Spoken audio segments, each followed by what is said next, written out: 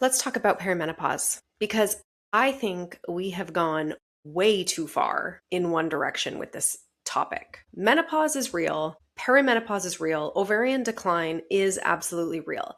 But what's happening right now is we're using perimenopause, doctors are using perimenopause as a catch-all diagnosis for symptoms they don't fully understand. And obviously, that's a problem because when everything gets blamed on hormones, we stop asking questions. So here's what we actually know from a physiological standpoint.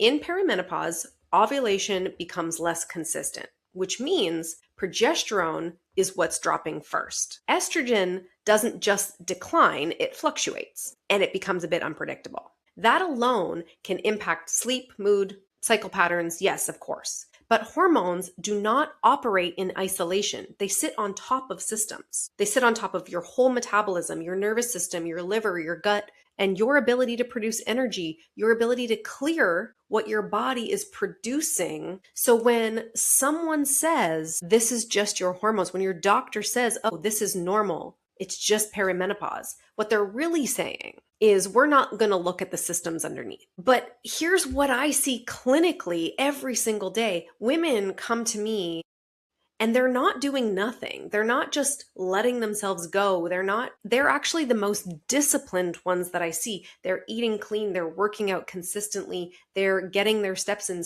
They're getting their steps in. They are trying to do all the right things. And yet they're still gaining weight. They're anxious. They're waking up at night. They feel inflamed and they feel like their body is unpredictable. So the conclusion becomes this must be perimenopause. And then we go no further. I do not accept that and I will not accept that. Here's the question that I want you to consider. What if perimenopause didn't create this? What if perimenopause exposed it? Because estrogen has protective effects. It helps buffer stress. It influences insulin sensitivity. It interacts with neurotransmitters. It can mask instability in other systems. So when estrogen becomes less stable, you don't suddenly develop problems. You're losing your buffer. And now the systems underneath have to stand on their own. This is where things start to unravel for most women. Blood sugar becomes more volatile, cortisol becomes reactive, sleep becomes lighter, recovery becomes slower, inflammation becomes easier to trigger. Not because you're broken, not because you're in perimenopause, not just because you turned 40, but because your system is under stress. And here's where it gets even more interesting. Your body is not just producing hormones. It has to process and eliminate them effectively. Metabolism, estrogen is metabolized through the liver. It requires proper phase 1 and phase 2 detoxification. Then it needs to be excreted largely through bile and the digestive system. So if liver function is sluggish, which 100% of the women I see it is, if bile flow is impaired, if digestion is slow, you don't just have hormone fluctuations, you have hormone accumulation, which looks very different. More intense PMS, bloating, breast tenderness, mood swings. Has anybody just hated their husband for no reason as soon as they turn 40? Weight that feels stuck right around their midsection. And again, it all gets labeled as perimenopause, but that's not a hormone problem. That's a clearance problem. Now, layer in metabolism on top of that. Most women I work with are not eating enough consistently throughout the day, but they don't even realize they're not eating enough because their hormone signaling is off. It's not telling them they're hungry.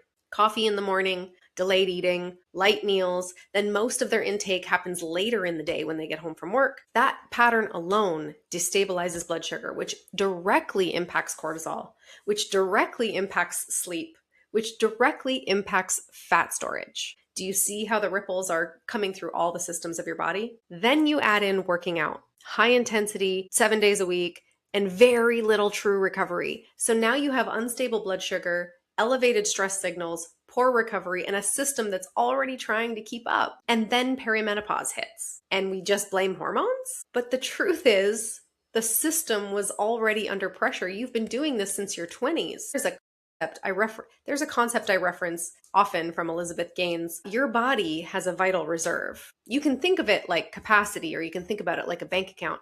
And for years, a lot of women are withdrawing from that reserve through stress, under fueling, through pushing harder, climbing the corporate ladder, building their businesses, having kids, being a provider for their family, and it works.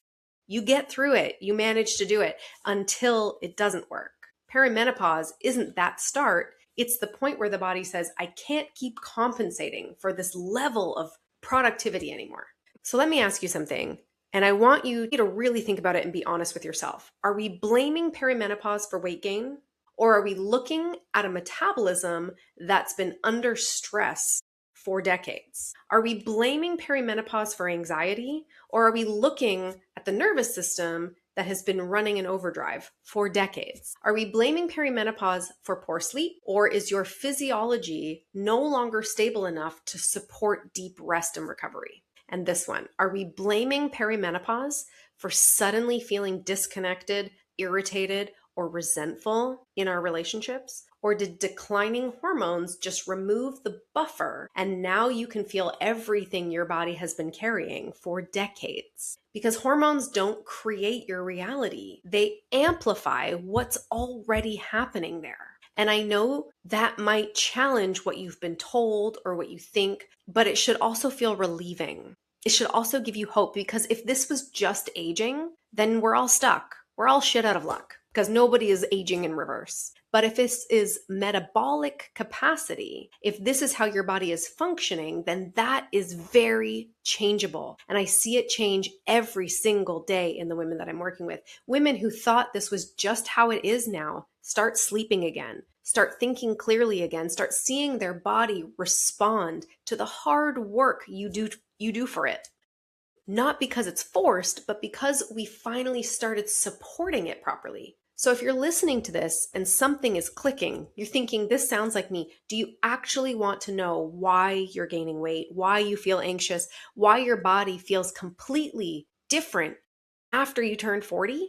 Not a guess, not another label, what's actually driving it and what to do about it. I have put together a free metabolism quiz. The link will be put in the show notes. Go fill it out, because if you don't start asking better questions now, you will wake up a decade from now in the exact same place wishing you had started then. You don't need more time, you need clarity. So go get it. Head to the show notes, take the metabolism quiz, and really find out what systems are dysfunctional in your body now so that you can address it before it gets worse.